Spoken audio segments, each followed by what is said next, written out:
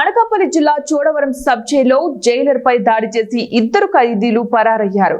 వివరాల్లోకి వెళ్తే చోడవరం సబ్ జైల్లో ఖైదీలు రవికుమార్, రాము జైలర్ వీర్రాజుపై సుత్తితో దాడి చేశారు.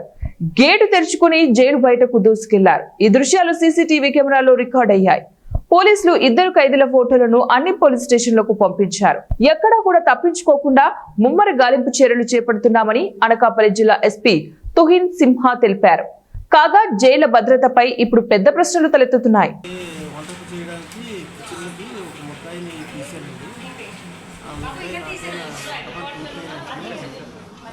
సపోర్టింగ్గా తీసిన ముద్దాయి వీడు కట్టి వచ్చి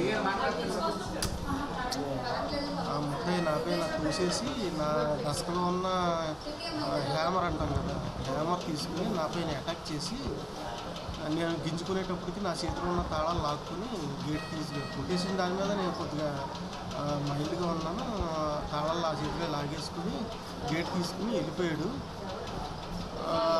అదే సందర్భంలో ఆడుతూ ఉన్న కిచెన్ నుంచి హెల్ప్ చేసిన ముద్దాయి కూడా పట్టుకున్నట్టు వెళ్ళిపోయి ఆడు కూడా ఎస్కేప్ అయ్యాడు. మిగిలిన స్టాఫ్ ఉంటారు కదండి, మిగిలిన స్టాఫ్ కిచెన్ దగ్గర ఒకరు ఉన్నారండి.